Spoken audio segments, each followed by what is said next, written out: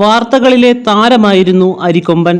കുറച്ചു നാളുകളായി ഈ ആനയെക്കുറിച്ചുള്ള വാർത്തകളൊന്നും കേൾക്കുന്നുണ്ടായിരുന്നില്ല. അതിനിടെയാണ് അരിക്കൊമ്പൻ ചരിഞ്ഞതായുള്ള വാർത്ത സോഷ്യൽ മീഡിയയിൽ പ്രചരിക്കുന്നത്. ഇതിലെന്തെങ്കിലും വാസ്തവമുണ്ടോ? ഇല്ലെന്നാണ് തമിഴ്നാട് വനം വകുപ്പ് പറയുന്നത്. കളക്കാട് മുണ്ടന്തുറ കടുവാ സങ്കേതത്തിലെ അപ്പർ കോതയാർ അണക്കെട്ട് പ്രദേശത്ത് അരിക്കൊമ്പനുള്ളതായി വനം വകുപ്പ് അറിയിച്ചു. മനുഷ്യവാസമുള്ള പ്രദേശത്ത് നിന്ന് ഏറെ ദൂരെയാണ് ആനയുടെ സ്ഥാനം. അരിക്കൊമ്പനെ നിരീക്ഷിക്കുവാനായി പ്രത്യേക സംഘത്തെ ചുമതലപ്പെടുത്തിയിട്ടുണ്ട്. ആനയ്ക്ക് യാതൊരുവിധ ആരോഗ്യ പ്രശ്നങ്ങളും ഇല്ല, പൂർണ്ണ ആരോഗ്യവാനാണ് വനം വകുപ്പ് അറിയിച്ചു. നല്ല രീതിയിലുള്ള തീറ്റയെടുക്കുന്ന ആന മനുഷ്യവാസമുള്ള പ്രദേശങ്ങളിലേക്ക് പോകുവാൻ ഇപ്പോൾ പ്രവണത കാണിക്കുന്നില്ലെന്നും അധികൃതർ പറഞ്ഞു. ശരാശരി ഒരു ദിവസം 3 കിലോമീറ്റർ ദൂരമാണ് അരിക്കൊമ്പൻ സഞ്ചരിക്കുന്നത്.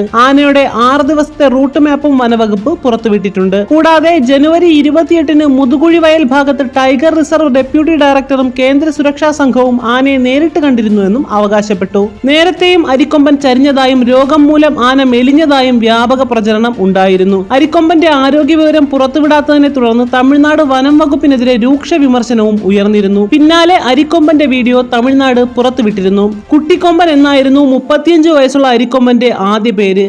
ആനകളുടെ സ്ഥിരം ഭക്ഷണം ഉപേക്ഷിച്ച് അരി ഭക്ഷണമാക്കിയതോടുകൂടിയാണ് നാട്ടുകാർ ആനയ്ക്ക് അരിക്കൊമ്പൻ എന്ന് പേരിട്ടത്. പന്നിയാർ, ആനയിറങ്കൽ എന്നിവിടങ്ങളിലെ റേഷൻ കടകളായിരുന്നു കൊമ്പന്റെ ഇഷ്ടസ്ഥലങ്ങൾ. പന്നിയാറിലെ ഒരു റേഷൻ കടയിൽ മാത്രം 10 തവണയാണ് അരിക്കൊമ്പൻ എത്തിയത്.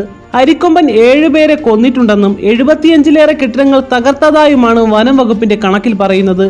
എന്നാൽ അരിക്കൊമ്പൻ 12 പേരെ കൊല്ലുകയും 180-ലേറെ കെട്ടിടങ്ങൾ തകർക്കുകയും ചെയ്തിട്ടുണ്ടെന്നാണ് നാട്ടുകാർ പറയുന്നത്. ഏക്കർ കണക്കിന് കൃഷിസ്ഥലങ്ങളും നശിപ്പിച്ചിട്ടുണ്ട്. 2017-ലാണ് അരിക്കൊമ്പനെതിരെ വ്യാപകമായ പരാതികൾ ഉയർന്നത്. മയക്കുവെടി വെച്ച് പിടിക്കാൻ വനംവകുപ്പ് തീരുമാനിച്ചെങ്കിലും ദൗത്യം പരാജയപ്പെട്ടു.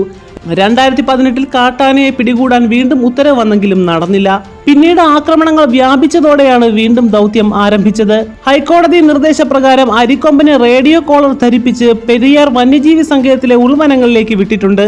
എന്നാൽ അതുവഴി അരിക്കൊമ്പൻ തമിഴ്നാട്ടിലേക്ക് കടന്നു. കമ്പൻ ജനവാസ മേഖലയിൽ ഇറങ്ങിയതോടെ തമിഴ്നാട് വനം വകുപ്പ് അരിക്കൊമ്പനെ പിടിച്ച് കളക്കാട് മുണ്ടുതുറൈ ഭാഗത്ത് വിടുകയായിരുന്നു.